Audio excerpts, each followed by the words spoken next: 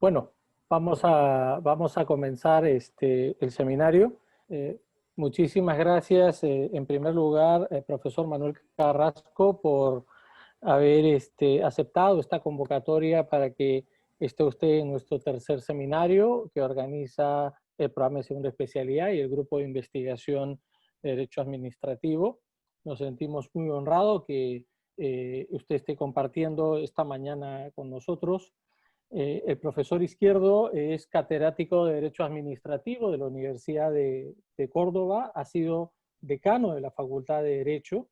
Sus líneas de investigación esenciales han girado en torno a la seguridad industrial, la seguridad pública y privada, la seguridad alimentaria, la protección de los consumidores y el derecho administrativo sancionador, ¿no? Y esto ha sido plasmado en un conjunto de monografías y numerosos artículos, y desde luego ha desarrollado una línea de investigación además muy importante, y por eso es que además está con nosotros también, que es la de inspección, ¿no?, en lo que es el ejercicio de la actuación de la administración pública en España en distintos ámbitos, ¿no?, en materia bancaria, en materia de consumo, en temas de seguridad, y tiene importantes publicaciones.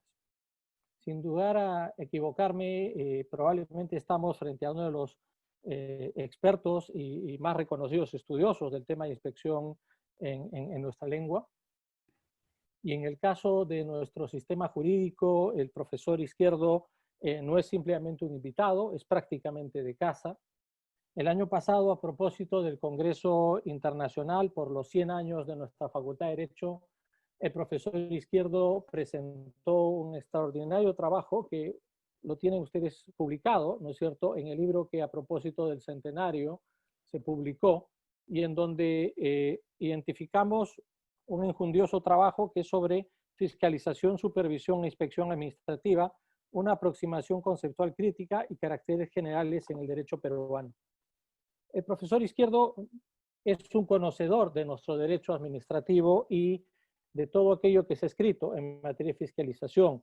Cuando ustedes tengan la oportunidad de revisar el trabajo, y si lo han hecho, van a ver que él ha hecho una investigación muy ceñuda sobre todo el marco jurídico en materia de fiscalización en el Perú, no solamente en el ámbito en materia ambiental o de hidrocarburos o de el tema bancario o el tema laboral, sino también en temas de energía. Él se ha metido con todas esas normas para poder realizar un interesante estudio y una crítica del capítulo que se insertó con la reforma del 2016 en materia de actividad de fiscalización. Nadie como él, y con la propiedad que tiene, para poder hacer esa crítica y para poder formular los aportes que se han dejado en ese muy, muy importante trabajo, esa colaboración que está hoy en día publicada.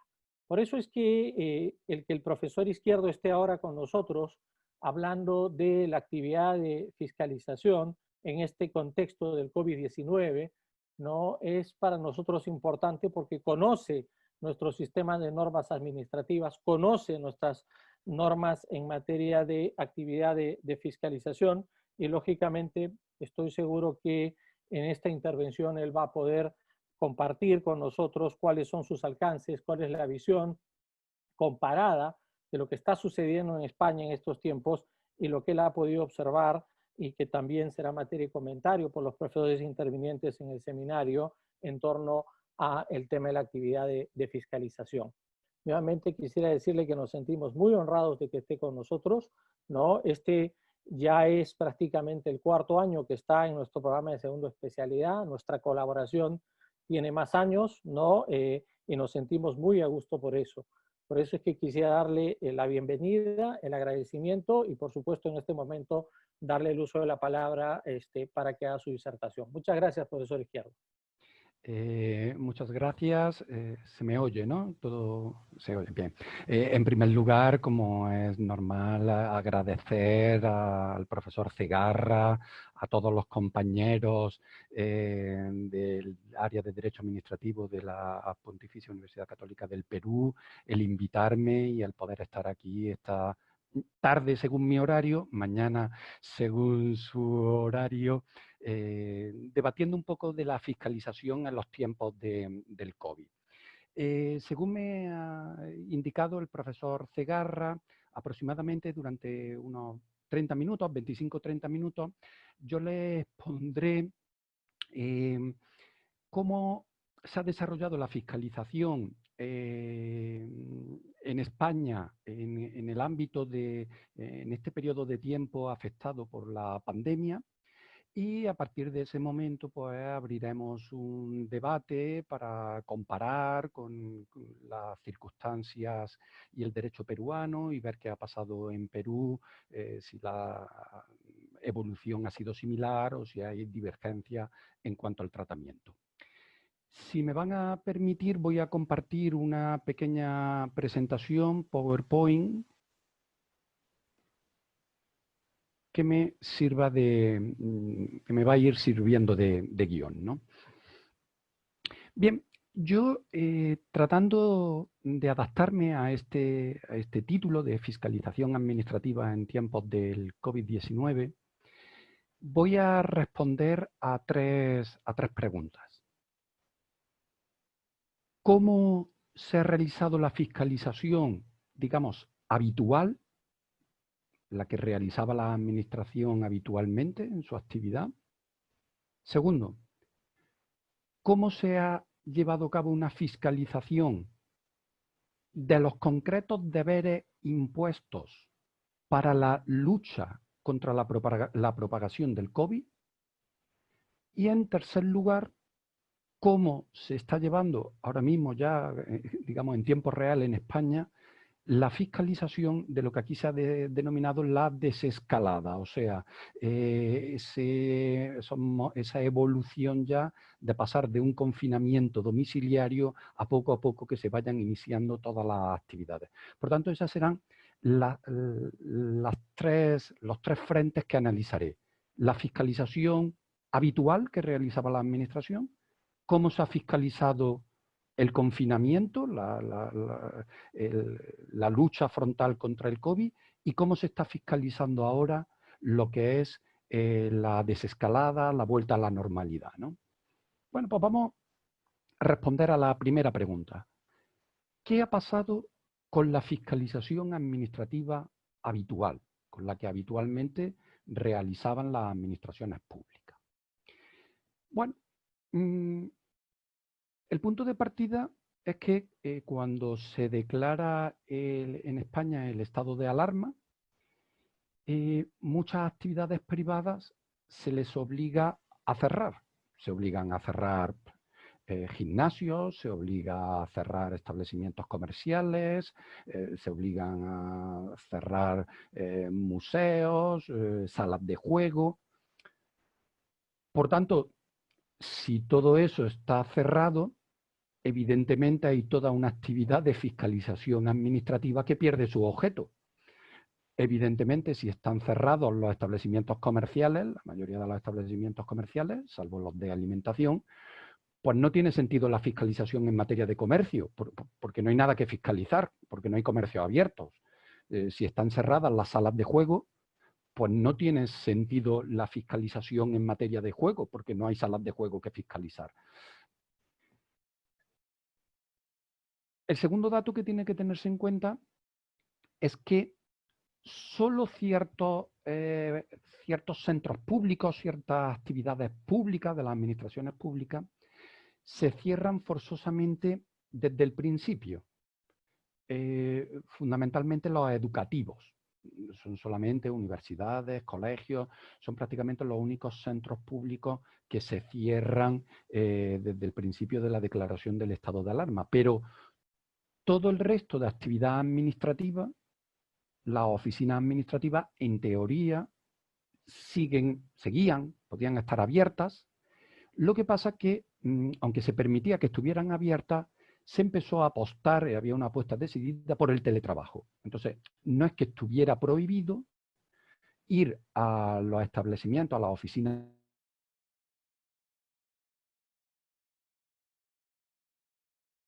por el teletrabajo, ¿no? Porque su propio personal no fuera, aunque repito, podía ir, ¿no? Legalmente se permitía que fuera.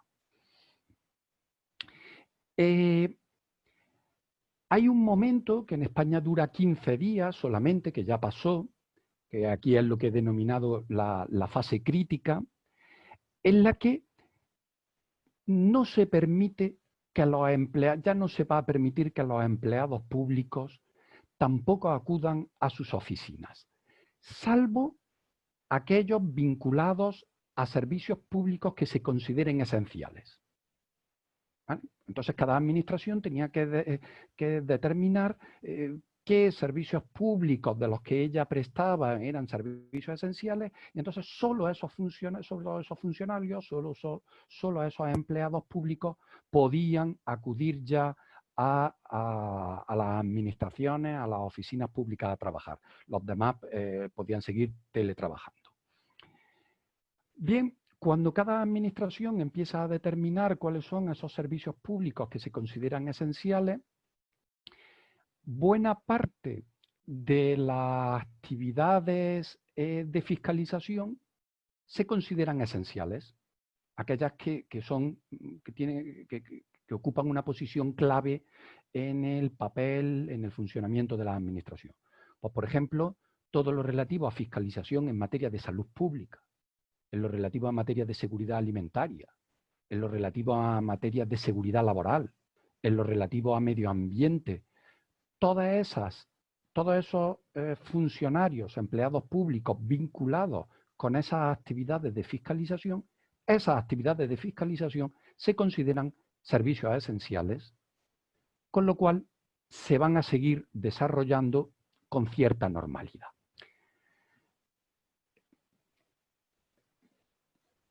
Sin embargo, fíjense, les pongo ahí un ejemplo, que no toda la actividad de fiscalización sobre actividades que sí podían seguir en marcha se consideran servicios esenciales. Las entidades financieras podían seguir ofreciendo sus servicios. Evidentemente no se decretó el cierre de los bancos ni de las compañías aseguradoras, podían seguir desarrollando sus actividades. Sin embargo, fíjense cómo en esta noticia el Banco de España paralizó, suspendió las inspecciones, en nuestra terminología, fiscalización en la suya, in situ en las entidades bancarias, las entidades de crédito. Por tanto, el Banco de España pues, decidió que esa actividad no era una actividad esencial. Yo lo veo razonable porque a fin de cuentas un banco tampoco quiebra en 15 días, o sea, es una actividad permanente y no hay una urgencia en tener que estar fiscalizando in situ, o sea, en las propias oficinas, en las propias sedes principales a las entidades, sin perjuicio de que toda la fiscalización que se realiza en remoto sobre las entidades de crédito, o sea, información que las entidades de crédito tienen que ir remitiendo al Banco de España, pues esa si continuara sin ningún problema. Aquí le traigo pues, otro dato sobre la inspección de trabajo. En la inspección de trabajo, fíjense que se considera que es esencial, porque claro, como había actividades industriales que podían seguir desarrollándose por la inspección de trabajo, también podía desarrollarse, pero fíjense aquí donde les pongo la flecha, cómo se reorienta esa actividad de inspección, esa actividad de fiscalización. Y entonces se dice que se va a dedicar preferentemente a la actuación inspectora de actividades específicas derivadas del COVID-19, o sea, a inspeccionar si las empresas estaban implantando medidas de seguridad, medidas de prevención de riesgos laborales frente a la lucha al COVID, y para todo lo demás, solamente aquellas actuaciones que fueran urgentes. O sea, lo que nos viene a decir es que pues, no se iban a realizar en este periodo fiscalizaciones periódicas, programadas, sobre actividades industriales, sino que se iba a centrar esa actividad de fiscalización en ver si se estaban poniendo en marcha esos planes de protección de riesgos laborales frente al COVID y si había algún caso urgente en alguna industria por una denuncia, por un tipo de accidente o por algo, pues en ese caso se iba a actuar la inspección de trabajo. Por tanto, fíjense cómo la actividad de fiscalización entonces continúa ¿vale? La actividad de fiscalización continúa. No todas, porque primero hay actividades privadas que como están cerradas, pues no hay que fiscalizarlas, y la que sí continúa son esas que se consideran como claves, ¿no? Esos servicios claves, esa actividad, esa fiscalización esencial vinculada con esos intereses públicos tan relevantes como lo que ahí pongo. Este punto de partida tiene que completarse con la normativa que el Real Decreto de Estado de Alarma establece sobre la suspensión de los plazos administrativos. Hay que unir, hay que vincular estas dos ideas. El Real Decreto de Estado de Alarma procede a suspender los plazos administrativos. Fíjense, la disposición adicional tercera de nuestro Real Decreto de Estado de Alarma, en Perú sé que se ha hecho algo similar, se dice que se suspenden términos y se interrumpen los plazos para la tramitación de los procedimientos. Por tanto, aquí está hablando de procedimientos administrativos, como la actividad de fiscalización no es, como regla general, un procedimiento administrativo. Esta regla de una suspensión de términos o interrupción de plazos no se le aplica a la actividad de fiscalización. Sí se le aplica en aquellos supuestos que en España, que son pocos, en Perú también ocurre, la fiscalización está procedimentalizada. Por ejemplo, la fiscalización tributaria. En el ámbito tributario, la fiscalización sí es un procedimiento administrativo que tiene un acuerdo de iniciación del procedimiento administrativo, donde se realizan unos trámites y que al final hay una resolución de ese procedimiento de fiscalización. Entonces, en aquellos casos en los que la fiscalización sí está procedimentalizada, evidentemente se le aplica esta regla y esos plazos quedan en suspenso. Que queden en suspenso los plazos de la tramitación del procedimiento no quiere decir necesariamente que el procedimiento se pare. Voy a poner varios ejemplos para que lo entiendan. En primer lugar, puede que la propia norma lo preveía, puede que se puedan realizar medidas de ordenación o instrucción estrictamente necesarias para evitar perjuicios graves al propio interesado, ¿no? Imaginen que teníamos en una fiscalización una toma de muestras de un alimento además que pudiera ser perecedero. Oiga, aunque hayamos suspendido los plazos, o realizo el análisis de ese alimento con la presencia del interesado, o es que eso son esas medidas de instrucción estrictamente necesarias, o le voy a originar un perjuicio, porque es que entonces ya no tengo muestra, ya no hay muestra ninguna, ya no puedo, tendría que volver a tomar otra vez la muestra, ¿no?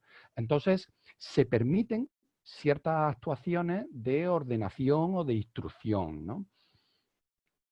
Y después, en cualquier caso, también se permiten que continuaran aquellos procedimientos vinculados, como aquí en el párrafo cuarto, aquí situaciones estrechamente vinculadas con los hechos justificativos del estado de alarma.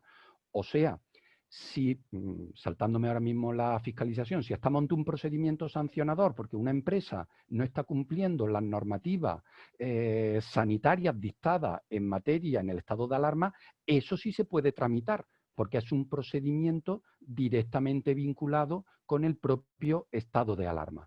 O si ya lo que está en juego es la protección incluso del interés general. Por tanto, hay una suspensión de plazos administrativos, son de procedimientos, la fiscalización generalmente no es un procedimiento, por tanto esa regla no se le aplicaría, cuando a un procedimiento sí se le aplicaría. ¿Cómo compenso que entonces yo no pueda realizar fiscalización tributaria, por ejemplo, porque esa sí es un procedimiento? Pues claro, introduzco otra regla, que es la disposición adicional cuarta, que es que lo que paralizo también son los plazos de prescripción y de caducidad. Porque claro, si ha habido una infracción tributaria y yo ya no puedo fiscalizar esa infracción tributaria, o si ha habido una infracción medioambiental y yo no voy a poder tramitar un procedimiento sancionador contra esa infracción medioambiental, ¿cómo compenso que los plazos estén paralizados? Pues porque también paralizo los plazos de la prescripción y de la caducidad. Con lo cual, de esa manera, como el contador lo paro a todos los efectos, no se genera un perjuicio para el interés público.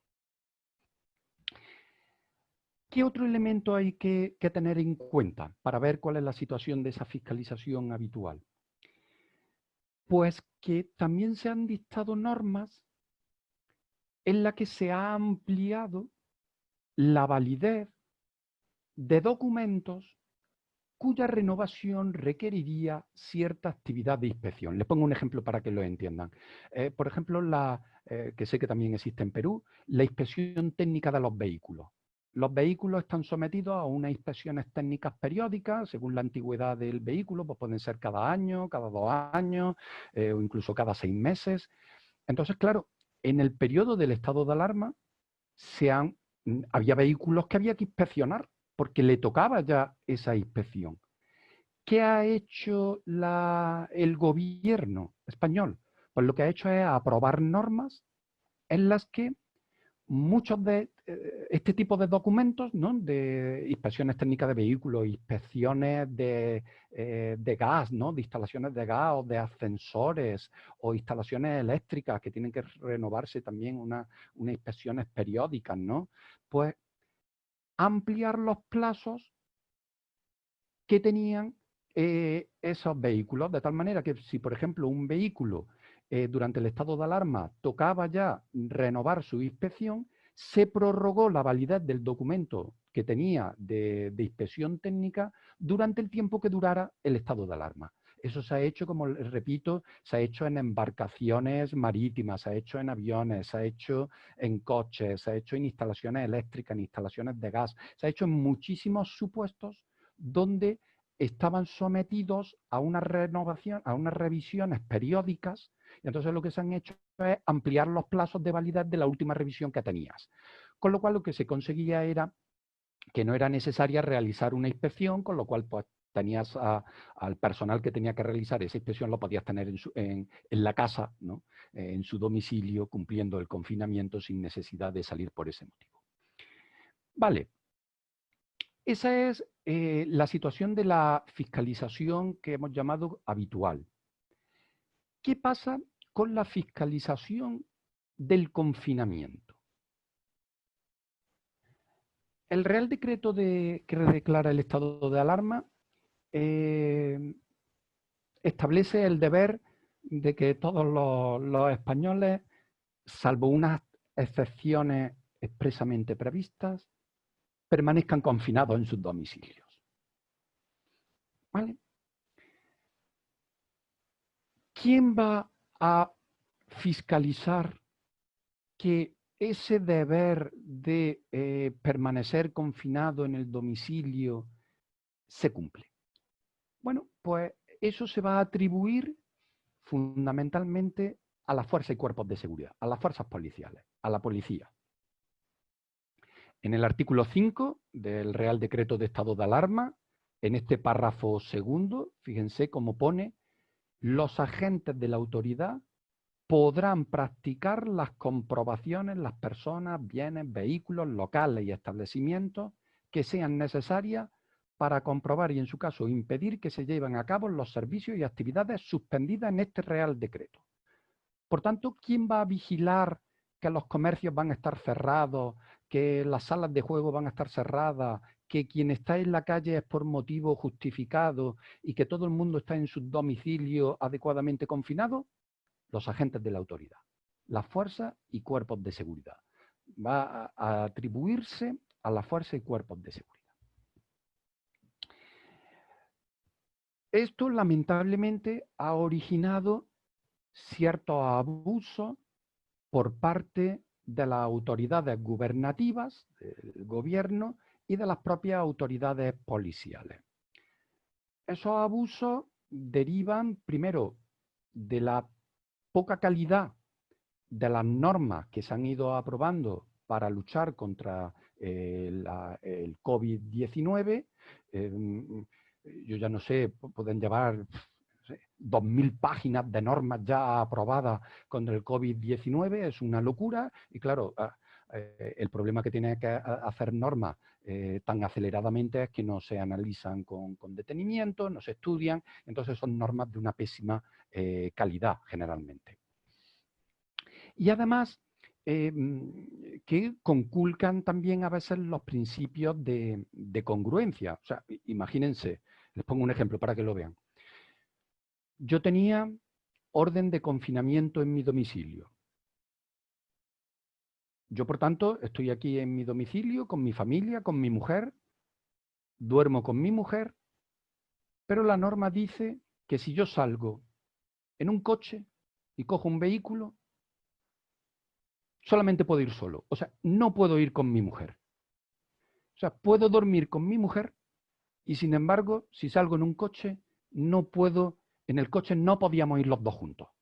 Claro, la medida era totalmente incongruente. O sea, ¿cómo que me prohíbe ir en un vehículo con quien estoy conviviendo? ¿No? Es absurda. Sin embargo, eso es lo que establecía la norma, ¿no?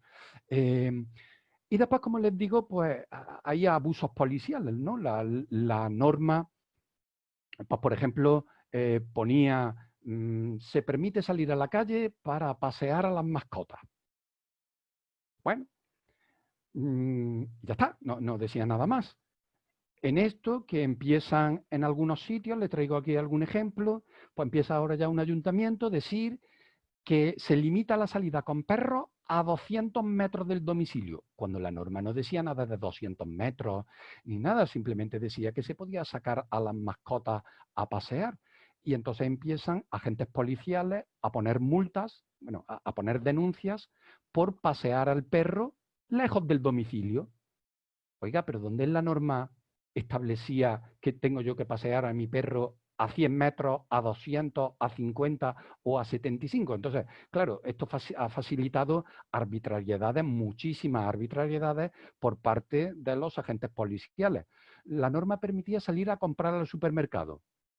Pues empezaron algunos fuerzas policiales y algunos ayuntamientos a decir, no, usted tiene que comprar en el supermercado más cercano a su domicilio. Oiga, y si yo quiero ir a una gran superficie porque me gusta más la carne de esa gran superficie que está a 3 kilómetros, ¿por qué no puedo ir yo a esa gran superficie y tengo que ir al supermercado más cercano al domicilio? ¿Dónde está eso en la norma? En ningún sitio, pero te ponían la denuncia. ¿Vale? Te ponían la denuncia y el problema es que ahora tramitarán un procedimiento sancionador que yo creo que es nulo, o sea, que no podrá llevar a ningún sitio, ¿no? Pero, como les digo, ha habido abusos policiales, ¿no? Por eso, por la mala calidad de las normas y también ya por la discrecionalidad, la propia arbitrariedad. También, como otra medida de fiscalización, bueno, está en parte, se sacó al ejército en la calle. Eso en España es raro. Yo sé que en Perú pueden estar más acostumbrados, pero en España el ejército no sale a la calle. El ejército está en los cuarteles, no sale a la calle.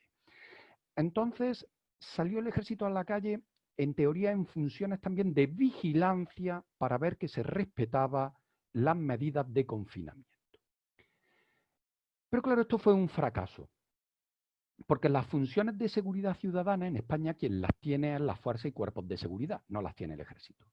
Y esto es una función de seguridad ciudadana, o sea, que el ejército no tiene esta función para poder vigilar si se cumplen las medidas del confinamiento o no. Se intentó un protocolo de actuación en el que lo que hubiera serían patrullas conjuntas de fuerzas policiales y del ejército bajo el mando de la fuerza policial. Pero claro, el ejército dijo que él bajo el mando de la fuerza policial nada. Con lo cual, la consecuencia fue que el ejército ha estado en la calle, pero sin unos claros poderes de vigilancia porque la normativa no le atribuye esos poderes de vigilancia y porque el Ministerio del Interior tampoco le había dado claramente esos poderes de vigilancia porque no hubo coordinación. Con que más fundamentalmente ha sido una labor disuasoria. Claro, encontrarte paseándose por la calle a 7 militares con sus fusiles, pues bueno, pues genera una sensación en el del ciudadano de que mejor me quedo en mi casa, ¿no? Mejor no salgo en la calle, ¿no? Pero verdaderamente desde un punto de vista jurídico no ha estado bien montado ese papel del ejército. Otro elemento, y aquí importante también, se lo pongo casi como curiosidad, pero que ha funcionado mucho, es casi el ciudadano como policía. Le pongo yo aquí detrás del visillo, no sé si esta expresión del visillo de la ventana se conoce ahí en Perú, pero es que, claro, es que ya eran los ciudadanos llamando por teléfono a la policía si detectaban que alguien estaba en la calle, ¿no? Pero ya con cosas sangrantes como que, imagínense, en un bloque de vecinos, donde hay un vecino que se sale a la azotea, a la parte de arriba, a darse un paseo tranquilamente, allí, él solo, no molesta a nadie, no contamina a nadie, nada. Pues los vecinos llamando por teléfono a la policía porque había ahí otro vecino en la terraza dándose un paseo, ¿no? Entonces se han llegado a unos casos eso, de que ya le he puesto eso, el ciudadano como policía, ¿no? El ciudadano como agente fiscalizador, ¿no? Vigilando el cumplimiento de la normativa. Y todo ello con la presión de un régimen sancionador cuya aplicación yo considero que es ilegal, ¿no? Porque, fíjense, en este cuadro, en estos meses, hasta el día 20 de mayo, ha habido denuncias por incumplimiento del confinamiento, denuncias administrativas, esta columna de aquí a mano derecha, 1 millón de denuncias por incumplimiento del confinamiento. En un año, las denuncias policiales andan en España por unas 250.000. O sea, las estadísticas que publica el Ministerio es que las denuncias policiales al año son unas 250.000 aproximadamente, varía un poco según los años. Este año, en 2 meses, ha habido 1 millón, hemos multiplicado por 4 las denuncias policiales y solamente por este motivo, por el confinamiento, no por más motivos, sino por el confinamiento, ¿no? ¿Qué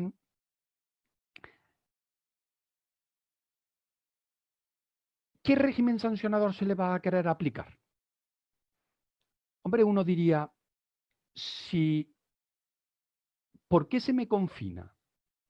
Para proteger la salud pública. Por tanto, si yo incumplo esa medida, que es una medida de salud pública, la normativa, el régimen sancionador que se debería aplicar sería la legislación sobre salud pública. Parece que sería lo más razonable y allí hay infracciones donde encajarían el incumplimiento de estas medidas sanitarias de confinamiento o de abrir un gimnasio que no se puede abrir. Sin embargo,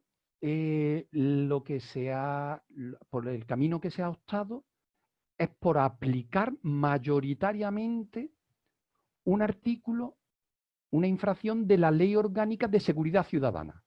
O sea, se ha optado por aplicar una infracción de seguridad ciudadana para una medida que, repito, que su finalidad es de salud pública, no es tanto de seguridad ciudadana. Aunque, bueno, esto demuestra la importancia que han tenido las fuerzas policiales en esa época.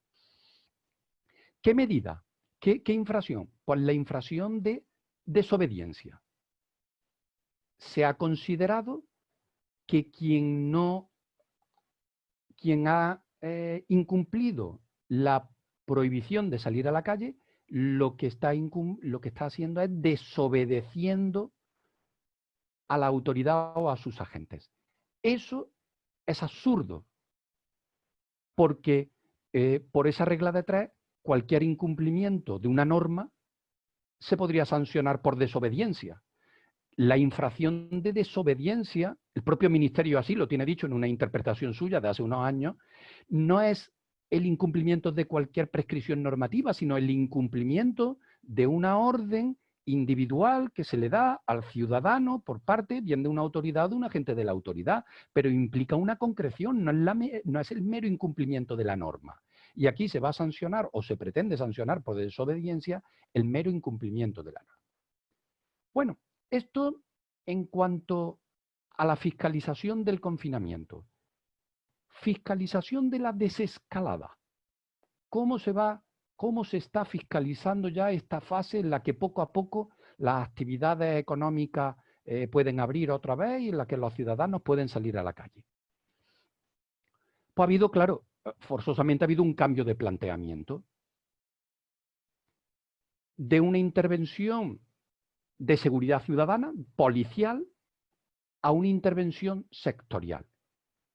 Es lógico, porque ahora, claro, en esa desescalada es que ahora ya hay normas en las que se regula, pues se dice, los comercios minoristas pues podrán abrir. Solamente podrá haber una persona dentro del comercio si los metros cuadrados que tiene es de no sé cuánto. El comercio tiene que tener un bote de gel hidroalcohólico en la entrada para que se limpien las manos y tiene que tener guantes para que también se den las manos. Si se paga con tarjeta en el datáfono, cada vez que se utilice el datáfono y se teclee el PIN, se tiene que limpiar el datáfono. Como comprenderán, esas prescripciones ya no pueden ser las fuerzas y cuerpos de seguridad, la policía, quien pueda fiscalizar que eso se cumple. ¿Quién puede fiscalizar que eso se cumple? Pues ya tiene que ser necesariamente el fiscalizador sectorial. Ahora ya tiene que ser pues, los órganos competentes en materia de comercio, de salud pública, de industria, de transporte, porque se ponen muchas limitaciones en materia de transporte, ¿no? Los autobuses tienen que dejar un asiento vacío. ¿Quién va a fiscalizar eso? Pues eso lo va a fiscalizar ya la inspección, la fiscalización de transportes, ¿no? Fíjense cómo aquí en este precepto, que es donde pues, se ve claramente este cambio de planteamiento, dice, control del cumplimiento de las medidas de esta orden, que es la que me regula ya esa de la desescalada y ya todas esas medidas. Dice, los servicios de inspección municipales, autonómicos o de policía especial serán los encargados de vigilar el cumplimiento de estas medidas. Y además añade que son también estas autoridades las que tramitarán los procedimientos sancionadores. Aquí está ya el cambio de enfoque, de un enfoque policial, de fuerzas y cuerpos de seguridad, a un enfoque ya sectorial por parte de las autoridades competentes por la materia, ¿no? Que puede ser transportes, comercio, turismo o la que sea, ¿no? ¿Qué problema sigue habiendo? Bueno, pues que hay pocos recursos, ciertamente.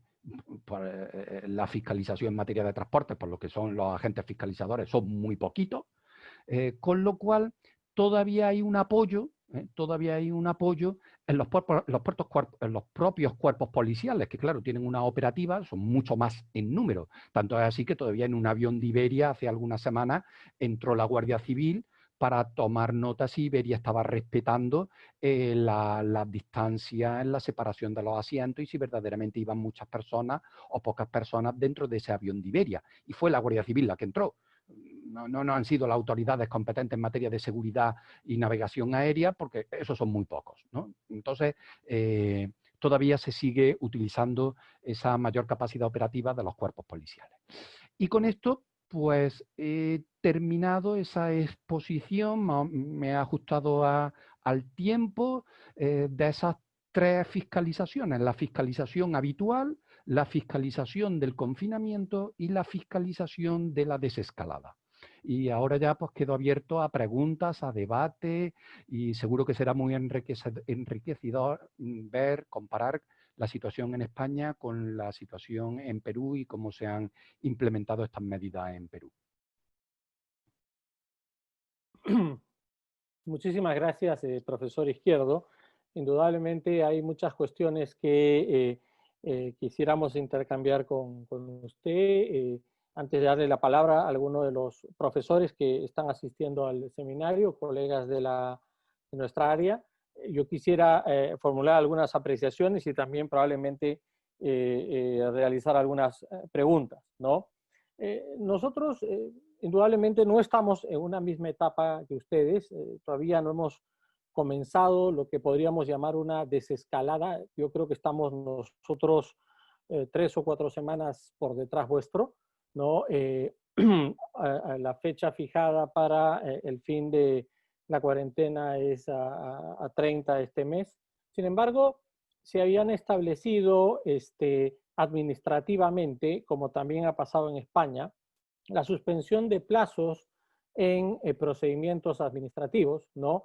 Y también había un entendido de que la actividad de fiscalización, que no es procedimiento, ¿no? Es una actividad que podía seguir dándose. Sin embargo, ahí sí había, digamos, una suerte de matiz en la interpretación, porque claro, siempre se estaba en el esquema de aquellas actividades que eran consideradas esenciales, ¿no? Aquí incluso se ha considerado actividades esenciales como la minería, los hidrocarburos, porque son actividades económicas muy importantes, ¿no?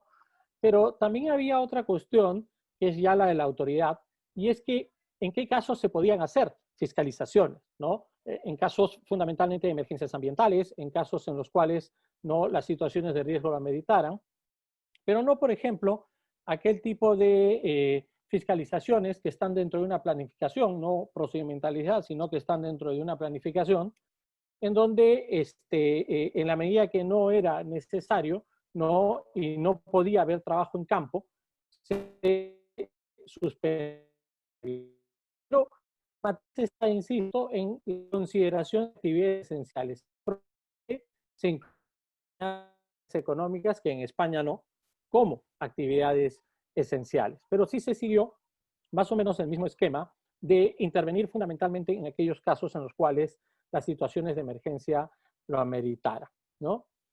Nuestra normativa también ha sido muy profusa. Hemos tenido páginas de páginas enteras de normas administrativas, ¿no? De decretos de urgencia, ¿no? De decretos supremos que se han ido dando, no solamente para hacer el tema de las prórrogas, ¿no? Sino aquellos referidos a la situación tanto en materia general de la actuación de la administración como aquella actuación sectorial, ¿no? Las normas generales lo que establecieron es que las administraciones sectoriales tenían que dar ciertos tipos de normas, digamos, especiales, precisamente en lo que respecta a la aplicación de las suspensiones para procedimientos administrativos con silencio administrativo positivo y negativo, y para aquellos procedimientos que se iniciaban de oficio. Incluso se hizo una diferenciación, ¿no? Respecto de qué autoridades les competía realizar, ¿no es cierto?, este tipo de normas, ¿no? Ahora, ahí sí tenemos una cuestión, digamos, interesante, entre comillas, porque no todas las administraciones han expedido normas, ¿no? Y eso indudablemente ha generado una incertidumbre, ¿no? O sea, por ejemplo, en el sector o en el ámbito de la energía, en el caso de Ocinermin sacó normas, ¿no? Luego OEF ha ido sacando otras normas, pero no es el caso, digamos, de todos los ámbitos en los cuales hay inspección o fiscalización, ¿no? En algunos casos no se han dado estas normas, en otros casos prácticamente todos se atenían a lo que decían las normas generales, lo cual ha generado muchísima incertidumbre. Con la última prórroga del estado de emergencia, lo que se ha hecho es fijar, ¿no es cierto?, una especie de punto de partida de lo que ustedes han llamado la desescalada, ¿no?, a partir del 10 de junio, ¿no? Esa es la fecha que se ha fijado en el Perú, ¿no? El confinamiento o la cuarentena hasta el 30, sin embargo, a partir del 10 de junio, progresivamente ya han ido entrando, o ya van entrando una serie de actividades a prestar servicios, ¿no? Y aquí entra algo importante que yo quería que nos comentara, y ahí viene la pregunta, ¿no? Muchos órganos administrativos han ido emitiendo protocolos, ¿verdad?, para distintas actividades sectoriales, ¿no? Para lo que es temas de producción, que tiene que ver con comercio, para lo que es temas de energía, minería, ¿no? Y también se han expedido normas, por ejemplo, en materia de trabajo, ¿no? Como ha sucedido en España, aquí, por ejemplo, en el caso bancario, el tema bancario sí se ha declarado actividad esencial. Sin embargo, los bancos prácticamente están trabajando en remoto, ¿no? Y entiendo que la Superintendencia de Banca también debe estar haciendo fiscalización, pero en línea, ¿no? Digamos que la regla general ha sido, si es que la actividad no resulta siendo esencial y la actuación de la administración no es, digamos, o no es de urgencia, no tiene sentido que se realice fiscalización, ¿de acuerdo? Entonces, si se puede hacer fiscalización documentaria o en remoto, ¿no? En la medida que existan las posibilidades también de los administrados para responder a las mismas, se pueden hacer. Pero como que se ha establecido ahí un margen para que los administrados no sientan, digamos, una carga, que es lógica porque la fiscalización te establece cargas, ¿no? Para tener que, por ejemplo, enviar documentos o aquellos que tenían que enviar periódicamente no los pueden enviar. ¿Por qué? Porque su gente no puede producirlo. Pero decía yo, y mi pregunta iba a esto, ¿cómo es que en España está, digamos, aplicándose todos estos protocolos y frente a eso, cómo está actuando y qué respuesta está teniendo la actuación de fiscalización? Porque aquí un poco la sensación que se tiene en un país como el nuestro, ¿no? Es que esos protocolos sirven mucho para países en los cuales los niveles de desarrollo son mayores, ¿no? Y que los costos serían demasiado altos, ¿de acuerdo? Entonces, aquí hay un tema también de proporcionalidad, ¿no? Digamos que una de las cosas que en estos distintos seminarios abiertos que se han hecho y colegas nuestros han intervenido, una de las cuestiones que se han hablado mucho es del principio de razonabilidad, ¿no? O sea, decime, ¿cómo es que funciona el principio de razonabilidad? No solo del lado de el establecimiento normativo de medidas de seguridad, sino también en la actuación, ¿no es cierto?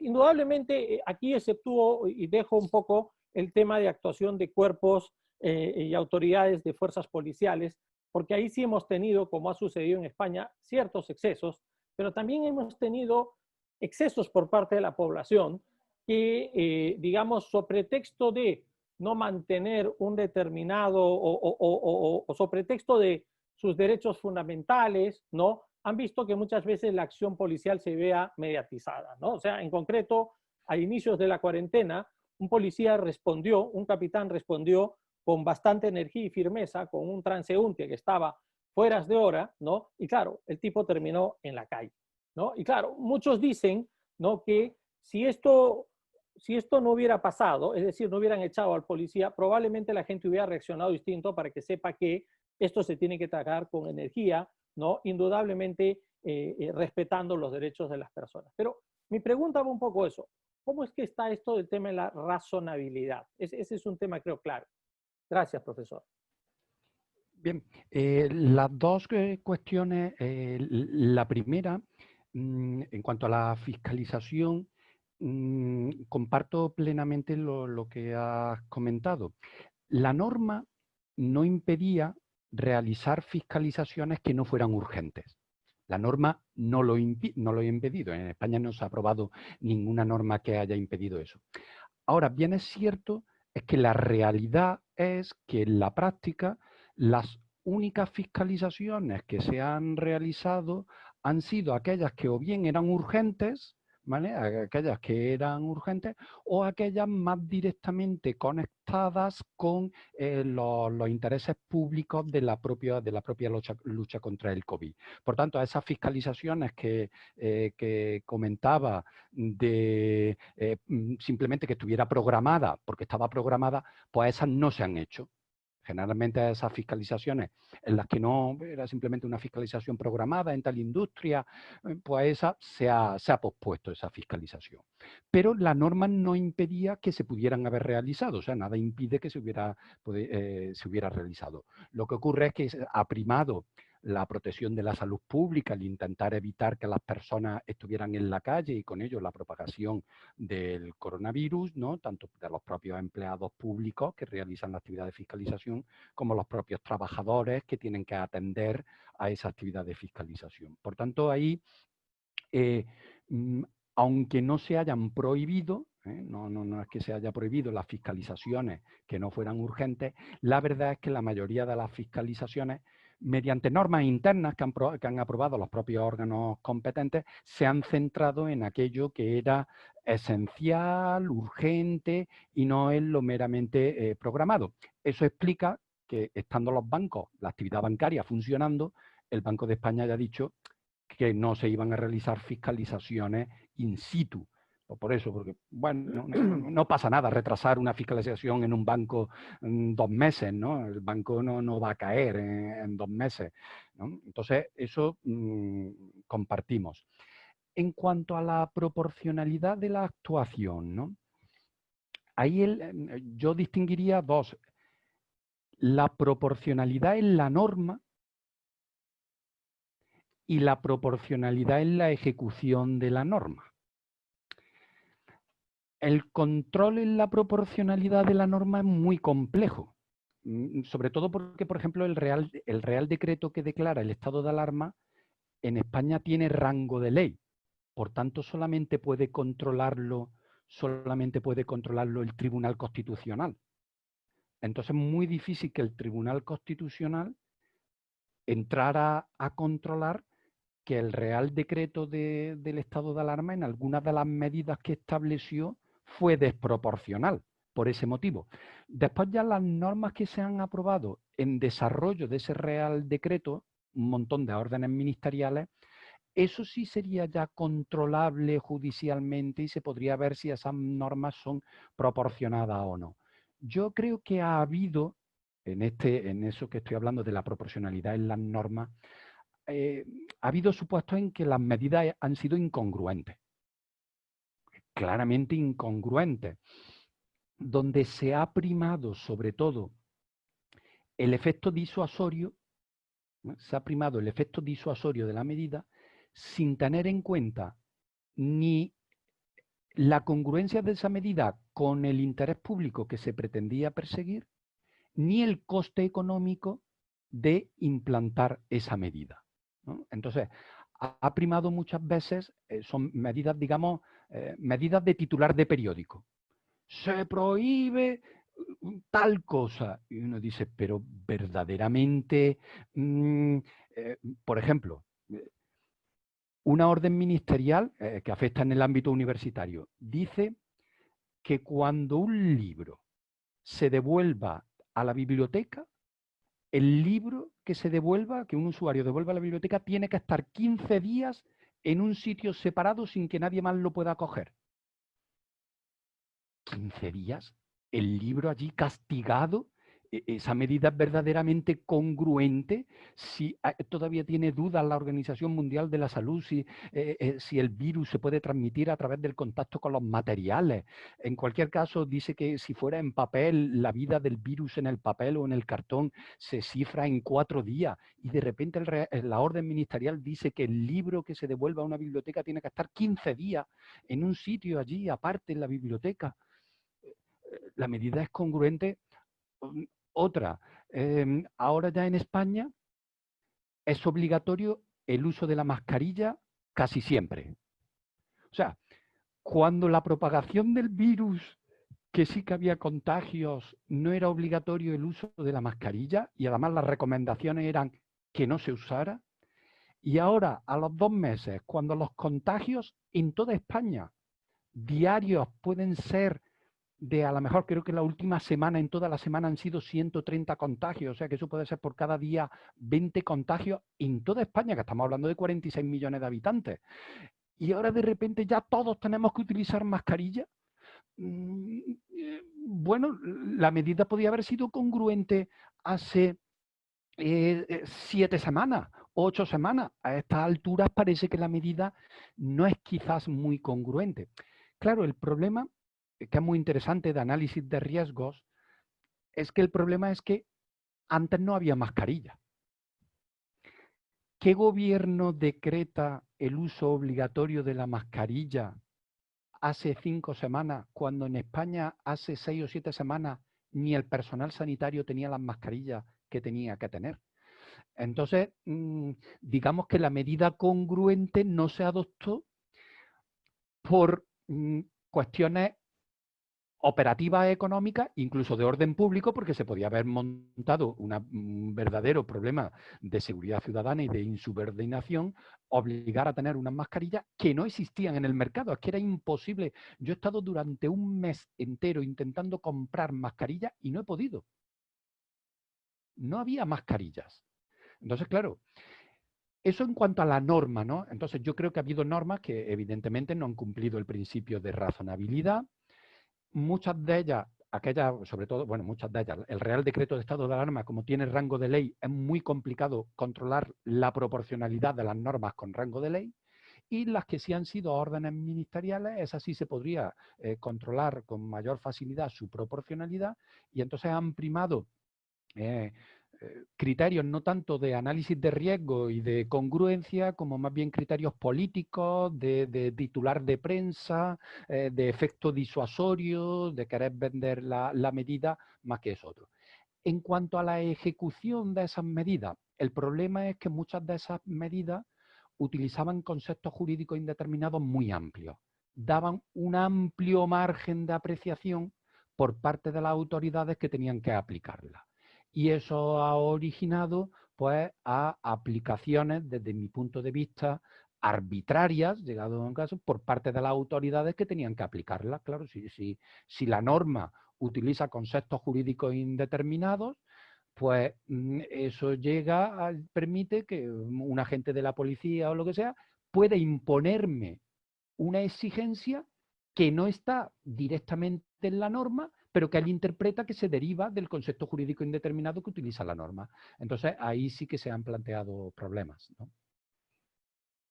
Profesor Izquierdo, por sus respuestas. Nos están acompañando en el seminario esta tarde el profesor Luis Sánchez, la profesora Yaneri Boyer, la profesora Laura Francia, el profesor Ramón Guapaya, el profesor Ricardo Salazar, el profesor Paul Villegas, el profesor Juan Carlos Morón, el profesor Iván Ortiz, el profesor Pedro Gamio y el profesor Cairan Pomba. Y voy a darles a ellos el uso de la palabra porque entiendo que también tienen algunos comentarios o preguntas al Antes respecto. de darle el uso de la palabra, como afortunadamente a muchos de ellos los conozco personalmente y algunos los estoy viendo además ahora aquí en vídeo, al profesor Gamio, por ejemplo, lo estoy viendo ahí en la pantalla, pues darle mi más sentido abrazo a todos ellos, que me une con todos ellos una gran amistad y un profundo aprecio, ¿de acuerdo?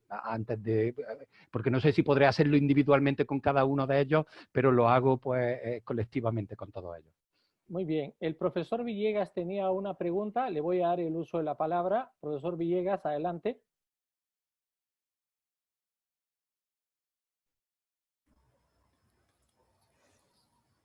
Adelante, profesor Villegas. Buenas tardes. Sí, Manuel, profesor, muchas gracias. Gracias, Dios, por el uso de la palabra. Gracias por la presentación, profesor.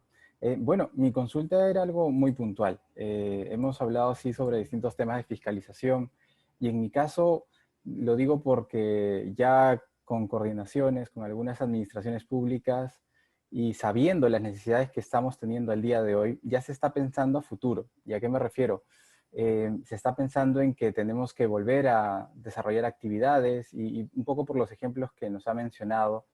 También aquí la lógica es, si ustedes han tomado, o alguna administración pública me refiero, ha tomado en consideración la fiscalización posterior como un caballito de batalla, como una opción que pueda ser, digamos, utilizada por la administración pública de manera que pueda ser más sencillo la vuelta a actividades, la apertura, digamos, en distintos sectores, ¿sí? Aquí yo pienso prioritariamente en sectores, digamos, más sencillos de casa, digamos, servicios que cualquier ciudadano a pie pudiera realizar, pero de repente también tenemos alguna referencia ya en algún sector especializado.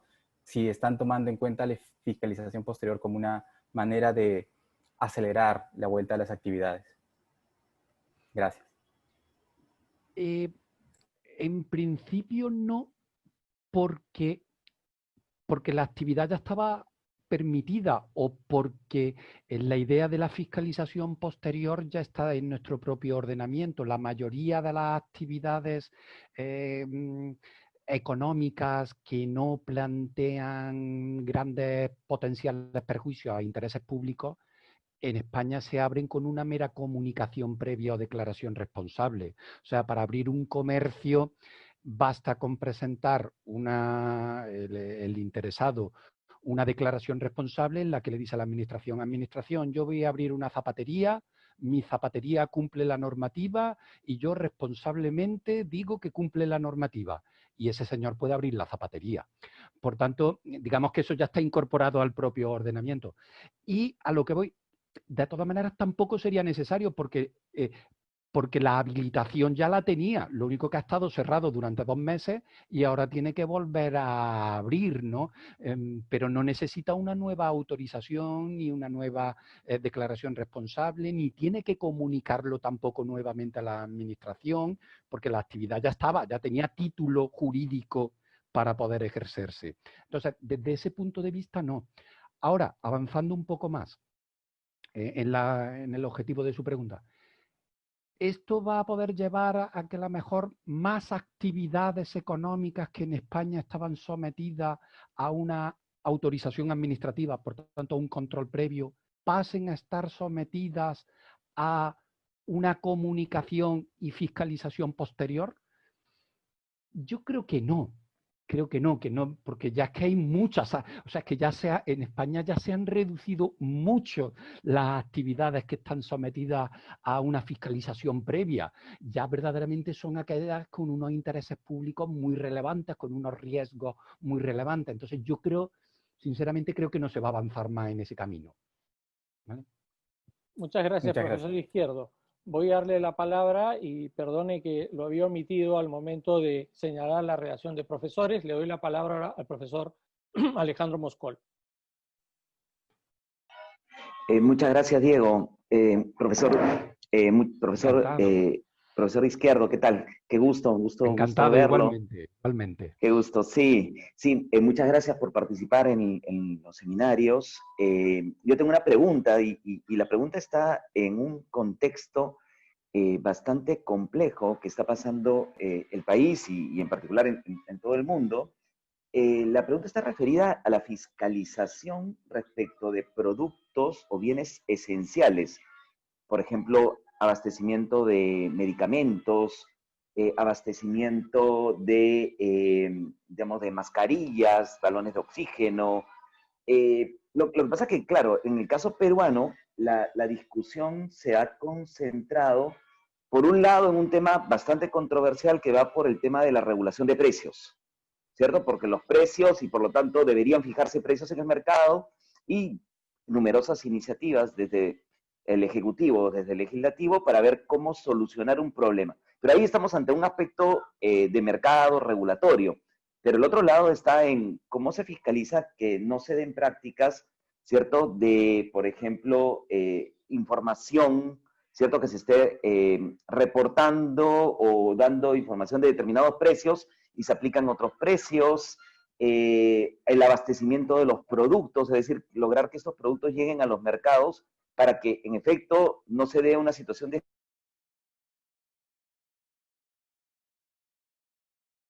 Se ha cortado, ¿lo escasez oís? que lleve a que estamos viendo un incremento en los precios de los medicamentos. De España, de la fiscalización en estas materias. Disculpa, Alejandro, ¿podrías repetir la última parte de la pregunta porque se cortó tu audio? Ok, gracias. Sí, la pregunta va concretamente, digamos, si pudiera compartir la experiencia de España en materia de fiscalización de estos productos desde el punto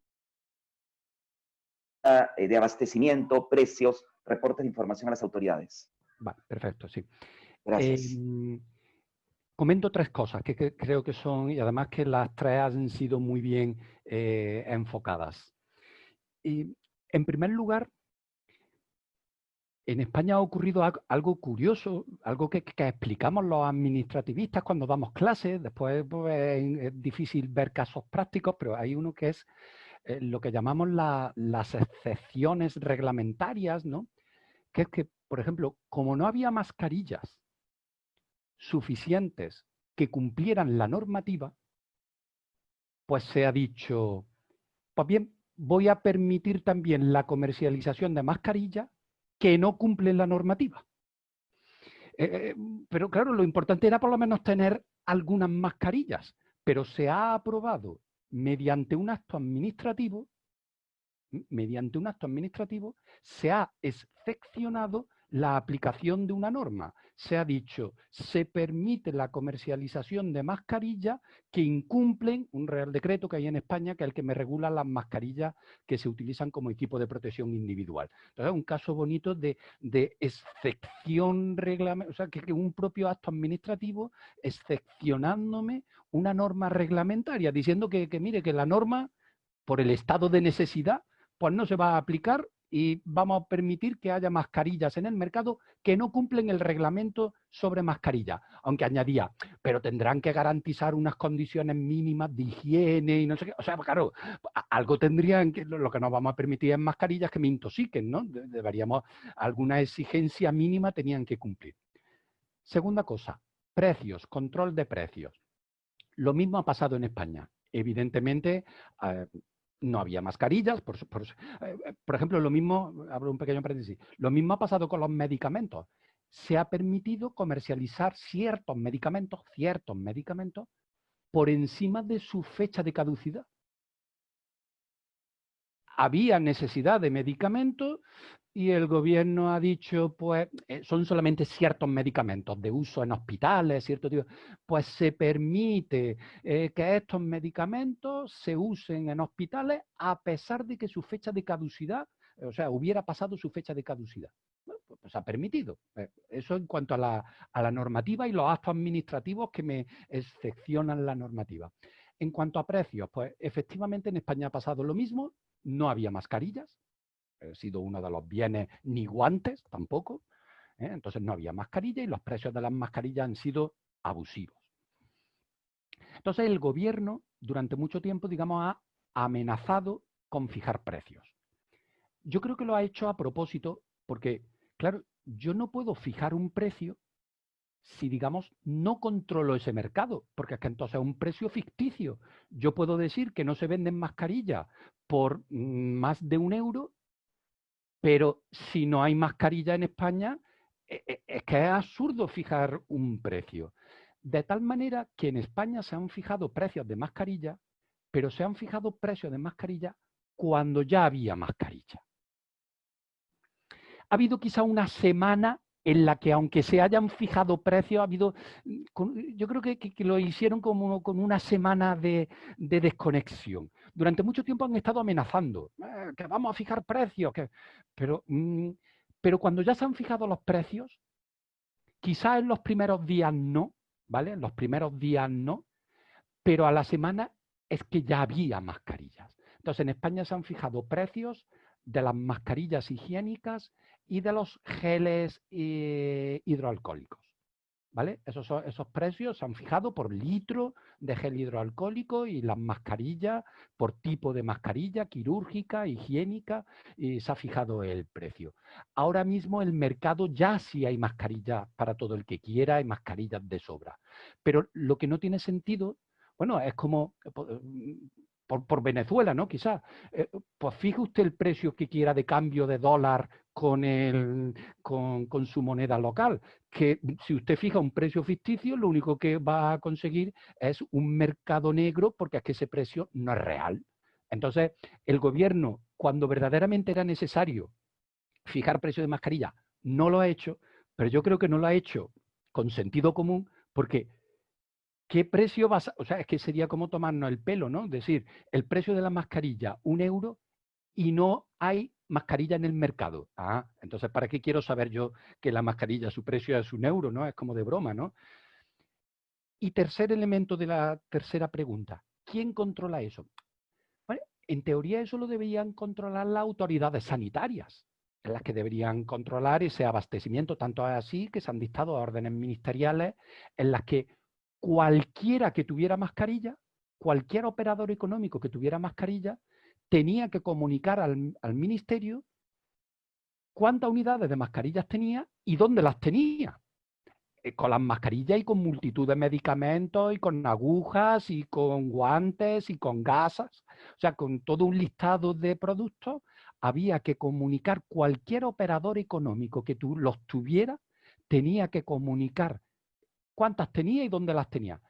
Tanto es así que en algunos momentos se han intervenido. O sea, las fuerzas policiales han ido a tal almacén que sabía que había mascarillas porque se lo habían comunicado, han cogido esas mascarillas y se las han llevado al hospital correspondiente o a donde hubiera que llevarlas, ¿no? Donde la autoridad sanitaria haya dispuesto.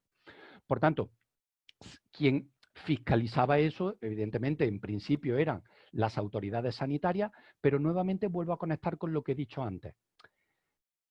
Inspectores sanitarios hay muy pocos. ¿Quién ha dado después un apoyo real a esto? Nuevamente las fuerzas policiales. Han sido las fuerzas policiales las que verdaderamente han ido a establecimientos a ver las mascarillas y si tenían o no tenían mascarillas, las que han intervenido las mascarillas. Un caso curioso, pues, por ejemplo, para que veamos ya la psicosis que sobre esto había. En Madrid detienen a un señor que iba en un taxi con 100 mascarillas por no poder acreditar el origen de las mascarillas, de dónde venían las 100 mascarillas que llevaba en un taxi, que llevaba en un taxi, y entonces pues, se ha colado por ahí, se ha colado alguien. Entonces, por terminar, ha tenido que hacer con el apoyo de las fuerzas policiales verdaderamente nuevamente como se ha supervisado, fiscalizado este tema de todos esos productos esenciales. Muchas gracias. He respondido a todo, ¿no? Creo, ¿no? Yo creo que sí. Muchísimas gracias. No sé si nuestros colegas Sí, tienen muchísimas gracias. alguna pregunta en este momento, y si no es así, yo quería preguntarle algo al profesor Izquierdo, y que tiene que ver fundamentalmente en esta etapa que se encuentran ustedes, ¿no? Ya en un ciclo avanzado de desescalada, pero que veo que ustedes, que por su sistema de autonomías, ¿no?, han hecho una especie de clasificación del territorio. Es decir, han empezado a desescalarse en fase 1, en fase 2, en fase 3, de maneras distintas. Y eso está suponiendo que las autonomías, ¿no?, los gobiernos autonómicos y además los gobiernos locales, pero primero los autonómicos, están asumiendo una serie de responsabilidades, ¿no? O sea, yo escuché al presidente del gobierno que ahora quienes son los responsables por las condiciones de la salud pública derivada de desescalada son los mismos gobiernos autonómicos, por una parte, ¿no? Pero por lo menos eso es lo que... Eso es lo que dice, pero después la realidad jurídica es otra. Vaya, ahora sí eso... bueno, eso es lo que escuché yo al presidente del gobierno. Sí, lo ha dicho. ¿No? Y además también trasladaba esto a los gobiernos locales, a los ayuntamientos, para verificar y ellos hacer todo el trabajo de inspección del respeto de las distancias de seguridad, por ejemplo, ¿no? Nosotros hemos visto que ya las terrazas, los chiringuitos se están instalando por toda España porque ustedes están prácticamente entrando al verano. Incluso hemos visto cómo están, digamos, estableciendo perímetros en las playas, ¿no?, para que las toallas no estén pegadas. Pero bueno, ¿cómo es que está funcionando esto y cuál es la reacción? Porque, claro, entiendo también que se están colocando multas personales, ¿no? Se está multando a las personas que van sin mascarilla, que no respetan la distancia. 1 millón de denuncias. 1 millón de denuncias. Bueno, mientras que siga el estado de alarma, que se ha prorrogado hasta el día 21, la autoridad es el gobierno. Y la autoridad es, por tanto, el ministro de Sanidad, en el ámbito sanitario, el ministro de Sanidad. Ahora bien, lo que ha dicho el presidente del gobierno es que va a intentar consensuar con las autoridades autonómicas las medidas que se aprueben, pero siempre y cuando estén de acuerdo. O sea, siempre y cuando el gobierno esté de acuerdo, porque mientras que esté el estado de alarma, la autoridad, o sea, quien tiene la última palabra, sigue siendo el gobierno. Bien, es cierto que lo que está haciendo el gobierno es, digamos, escuchando a las comunidades autónomas, escuchando las propuestas de las comunidades autónomas, y si las propuestas de las comunidades autónomas les parece convincente al gobierno, pues las está dejando hacer. Pero si no les parece convincente, quien puede ordenar es el gobierno, que mientras que dure el estado de alarma es el que es la autoridad competente. Eso por un lado.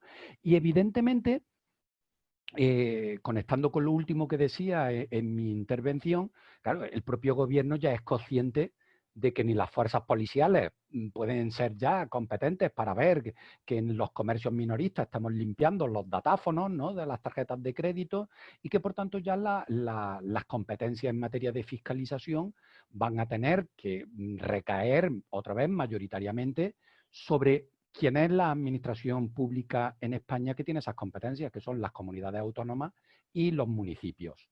Y, por tanto, pasar a un segundo lugar las fuerzas y cuerpos de seguridad, que son las que hasta fechas muy recientes están ocupando un papel fundamental en todo lo relativo a la fiscalización de tanto lo que es el confinamiento como la desescalada. Pues tendrán que pasar a un segundo lugar y ocupar ese primer lugar por las autoridades sanitarias, las de comercio, las de turismo, las de transporte, que son las competentes por razón de la materia.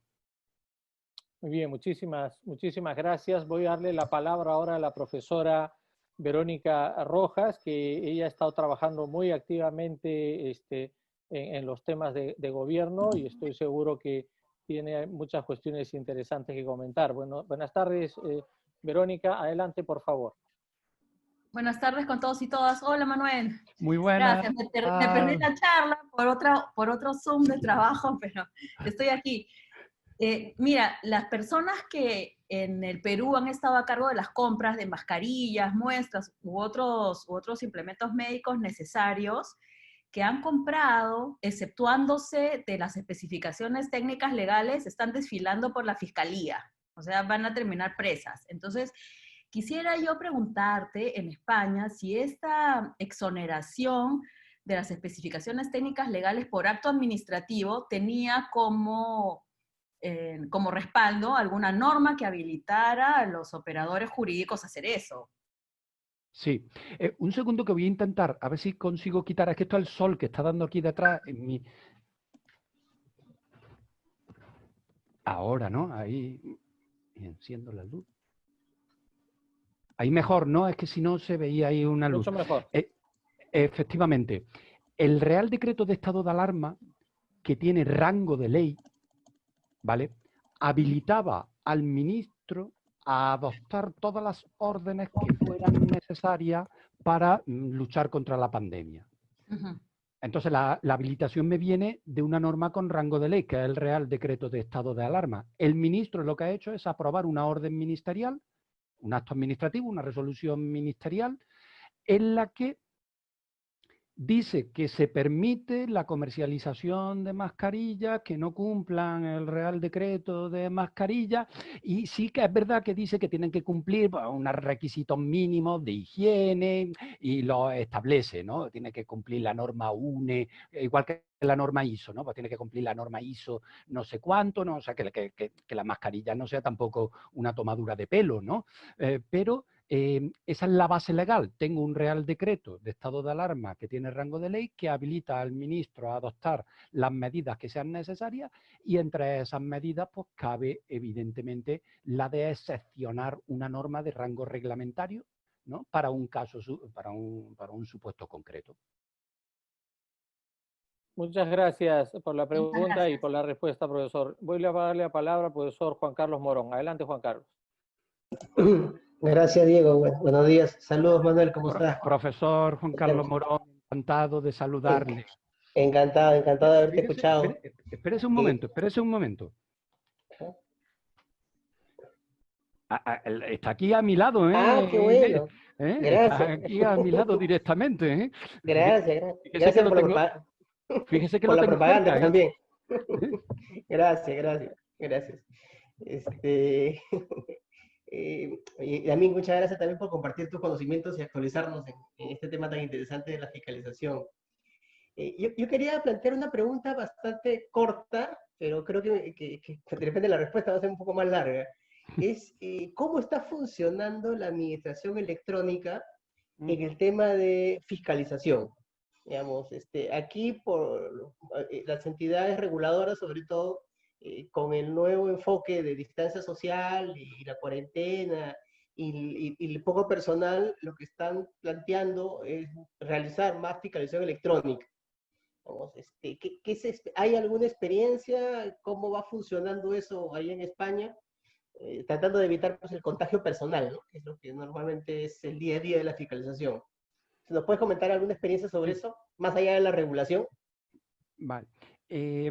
Al igual que todos los profesores hemos tenido que sufrir un máster avanzado de virtualización en la docencia, pues todas las administraciones públicas españolas están sufriendo también ahora mismo un curso avanzado de modernización electrónica y de pasar a utilizar con mayor amplitud los medios técnicos y electrónicos. Ahora bien, experiencias concretas, la verdad es que ha sido imposible implementarla, porque en mitad de la pandemia ni puedes contar con técnicos informáticos que te implementen la tecnología, ni puedes, en la Universidad de Córdoba, a otros efectos, complicado incluso comprar materiales, o sea, discos duros, dispositivos, videocámaras. En España videocámaras ha sido complicado comprarlas durante un tiempo. Claro, todo el mundo estaba teletrabajando, todo el mundo empezó a necesitar videocámaras y no había videocámaras, ¿no? En los supermercados habituales, el Corte Inglés y todo eso, no habían estado agotadas durante cierto tiempo, ¿no? Entonces, que haya habido experiencias que se hayan podido montar durante este periodo de tiempo, que a mí me conste no, pero de todo lo que yo sé es que también es muy complicado. Primero porque durante las primeras semanas no piensas que vaya a durar mucho. Ustedes que ya iban con más experiencia de todo lo que ha pasado, pero claro, a nosotros nos cogió un poco así como que no sabíamos que esto iba a pasar. Tengan en cuenta que Italia y España fueron los dos países europeos más directos, han sido primero los que con mayor número de infectados y también más tempranamente. Ya los estamos alcanzando. Efectivamente, ya, lo sé. Afortunadamente, solamente el número de contagiados, no en muertes que no nos alcancen. Espero que no nos alcancen, porque en muertes ha sido aquí terrible. Entonces, lo que le estaba diciendo, que primero no se esperaba que esto durara tanto. Y por tanto, las primeras semanas fue de, vamos a aguantar, vamos a ver.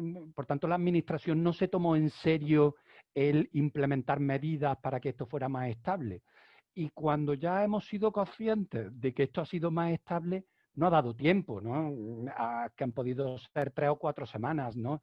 En 4 semanas nos monta un sistema informático bien montado de fiscalización a distancia, con todas las garantías. Eso es imposible. Además, cualquier sistema informático en España de ese tipo necesita una autorización por parte de la propia administración, de ciertos órganos especializados de la administración, y no da tiempo, no ha dado tiempo de montarlo. Ahora, que todas las administraciones españolas se están modernizando y acudiendo a los medios electrónicos, sí, pero que hayan implantado sistemas eficaces de fiscalización a distancia en este periodo de tiempo, no. Muchas gracias por la respuesta, profesor Izquierdo. Voy a darle la palabra al profesor Pedro Gamio. Sí, mi saludo, Manuel. Profesor Gamio, un placer saludarle como siempre. Y recordando viejas pláticas. Efectivamente. Mi pregunta iba por un tema de preocupación acá en Perú. Los mercados y el transporte, los estudios han demostrado que son los dos sectores de mayor contagio.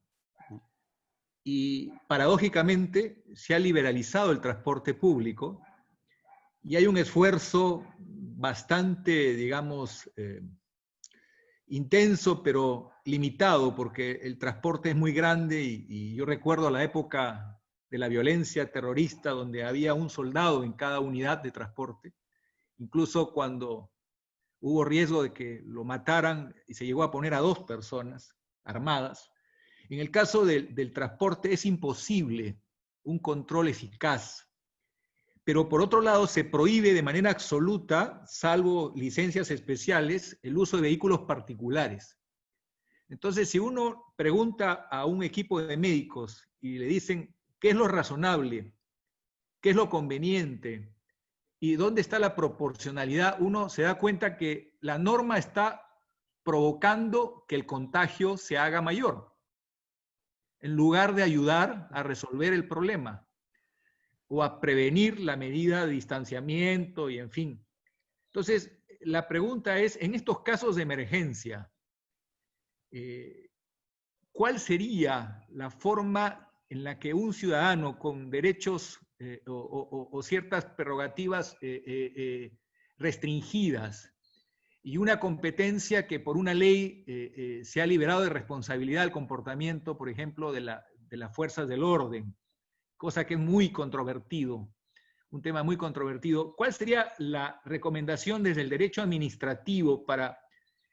Hay casos donde se detiene a un campeón panamericano de tabla porque está surfeando, y es noticia enorme, pero por otro lado, el Estado tiene que hacer grandes esfuerzos para desalojar a la gente de las pequeñas unidades de transporte porque tiene necesidad de ir al trabajo y como no hay unidades suficientes, se produce una aglomeración.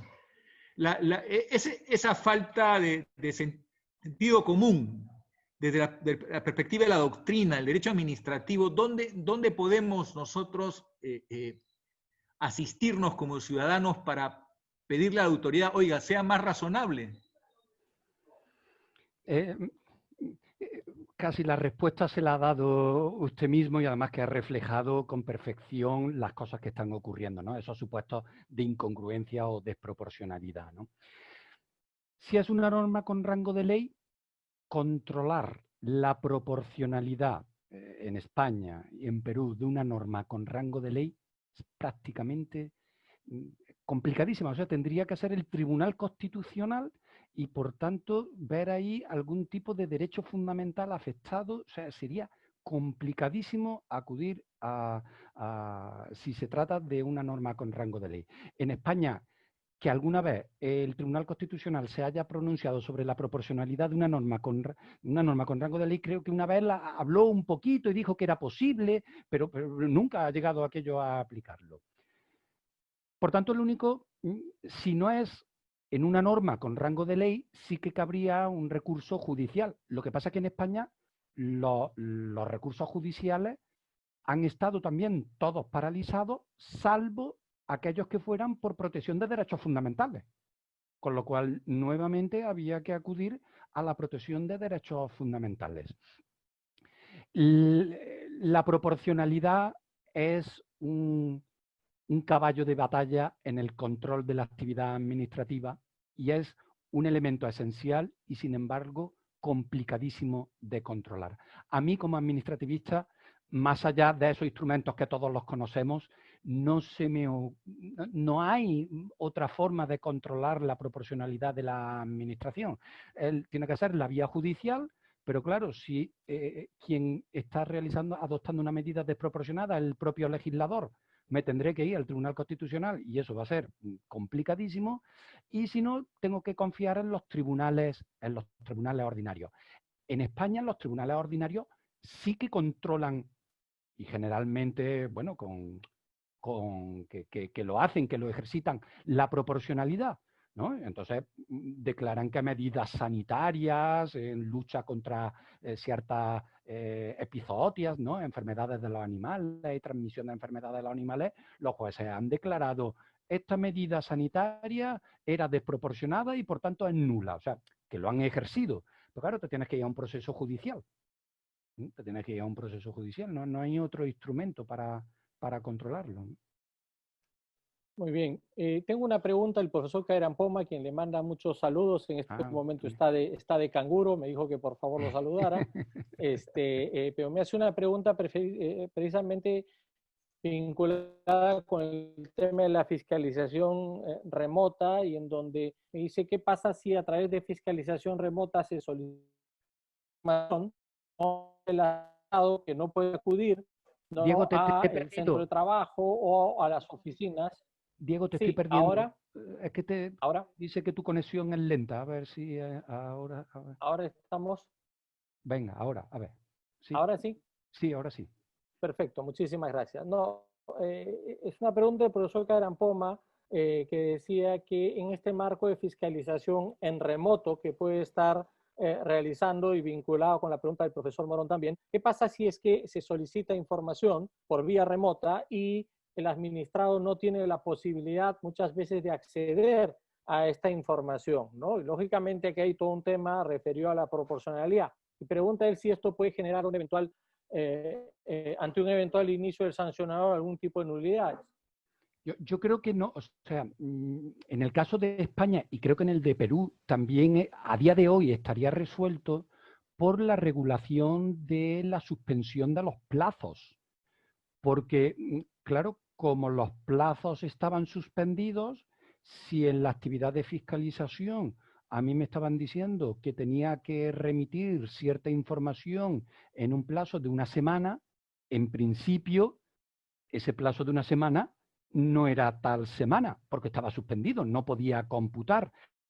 Tendría que justificar, para que computara, tendría que justificar la administración, que son esas excepciones que hemos visto en la transparencia, tendría que justificar que se trata de actividades vinculadas con la propia lucha contra el coronavirus, con la propia lucha que justificó el estado de alarma. En ese caso sí que los plazos no están paralizados, pero en todas las otras actividades, en todas las otras actividades que no tengan esa vinculación, es que el ciudadano no tendría el deber de remitir esa información porque ese plazo en principio estaría paralizado. O sea, poner en materia de medio ambiente, pues si me hacen un requerimiento de información en materia de medio ambiente y me dicen que tengo que remitirla en 10 días, es que ese plazo está en suspenso, no tengo por qué cumplir en esos 10 días. Entonces, la mayoría de los supuestos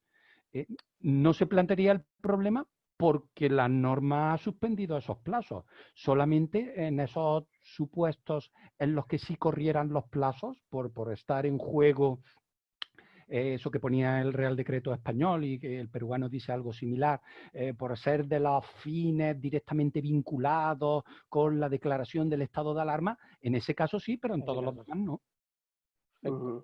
Doctor Segarra, si me permite... Hombre, el profesor Alberto Carampoma, un placer oírle.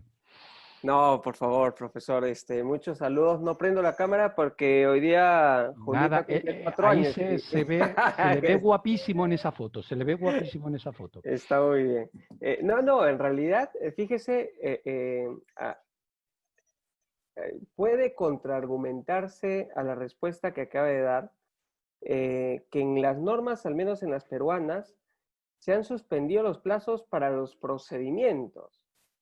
Y en la lógica y la explicación que usted ha hecho muy bien sobre fiscalización, no necesariamente hay procedimiento. Entonces, claro, pueden haber algunas administraciones que haciendo la fiscalización remota indiquen, tú tienes que cumplir con el requerimiento porque los plazos suspendidos son de los procedimientos, no de la actividad de fiscalización, ¿no? Entonces, de pronto por ahí habrían algunos inconvenientes y aquí el tema es puntual y fáctico, ¿no? ¿Qué sucede si algún administrado no puede ir al lugar justamente por el distanciamiento o por las restricciones que existen y no puede recabar esa información para entregar a la administración pública, ¿no? Puede incurrir en un incumplimiento, ahí digamos está el kit del asunto. Gracias por su respuesta, profesor, y le mando un fuerte abrazo. Igualmente, ese abrazo. Efectivamente, los plazos, al igual que la española, y lo he comentado antes, lo que se habla es de los procedimientos. Pero claro, si el motivo de fondo que justifica esa suspensión es aplicable también a los propios plazos que se den en requerimientos de fiscalización, porque el motivo de fondo es que, pues, por ejemplo, yo no puedo ir a mi establecimiento a recopilar esa información, o yo no puedo consultar con mi asesor, que lo tiene en su oficina, esa documentación, mi asesor no puede ir a la oficina, yo tampoco, y no podemos dar esa documentación. Pero admitiendo que el plazo computara. En cualquier caso, yo creo que no podría haber infracción administrativa porque estaríamos ante un supuesto de una causa de justificación, por tanto no habría culpa. Bien es cierto que en Perú se admiten, en algunos casos se admiten también las sanciones sin culpa, ¿no? Si lo prevé expresamente la normativa, pero en principio no habría culpa, con lo cual faltaría uno de los elementos constitutivos, ¿no?, para poder sancionar, que es la exigencia de culpabilidad, y yo entiendo que en cualquier caso no se le podría sancionar. Pero incluso desde mi punto de vista, siendo cierto, porque lo he comentado incluso al principio, que lo de los plazos está hablando la normativa de procedimiento, yo creo que en una interpretación teleológica, si hay un requerimiento donde se le está dando un plazo en la fiscalización, yo creo que se debe regir por la misma regla, ¿no? No tendría sentido otra cosa. Cosas distintas que se puedan realizar fiscalizaciones, pero claro, los requerimientos, si les doy plazo, en ese caso, y me puede justificar que no puede acudir, no le veo sentido ninguno que se le pueda sancionar, ¿no? Profesor Izquierdo, muchísimas gracias por su participación. Hemos agotado ya nuestro tiempo razonable para un seminario. Sabemos además que hoy día usted está en nuestro programa de segunda especialidad, así que no queremos que sea un día cargado. Además va a ser a unas horas un poco prohibitivas, pero es la distancia un poco la que... De 2 de la madrugada a 5:30. Así es. De todas maneras, quiero saludar al profesor Lucio Sánchez, que lo he visto ahí, a la profesora Yaneire, que también la he visto por ahí. Bueno, pues quiero saludarlos a todos, el profesor Ricardo Salazar, que también lo estoy viendo por ahí. Bueno, es una gran alegría poder verlos, aunque sea en la distancia. Un gusto. Que descanse ese día a la noche. Sí, de 2 a 5:30 de la madrugada. Bueno, muchísimas gracias entonces por tu participación en este seminario. Estamos muy agradecidos, muy reconocidos, ¿no? Por los interesantes comentarios y por supuesto por la siempre tan interesante explicación que nos has dado sobre la fiscalización y cómo se está dando en tiempos del COVID en España y la relación que podemos hacer con lo que está pasando aquí en el Perú, ¿no? Gracias a todos los profesores que están presentes, ¿no? También a nuestros asistentes, tanto a través de Zoom como a través de la página del Facebook, que todos avisamos, creo, más de 100 personas que estamos escuchando e interviniendo durante este seminario, y nuevamente el agradecimiento de la Universidad Católica, de nuestro programa, del Grupo de Investigación Derecho Administrativo y por supuesto el área de profesores de Derecho Administrativo por su participación. Muchísimas gracias. Muchísimas gracias a todos ustedes y ha sido un placer poder verlos y poder departir y aprender, que siempre aprendo mucho en estas horas que hemos podido estar juntos. Muchísimas gracias. Un fuerte abrazo.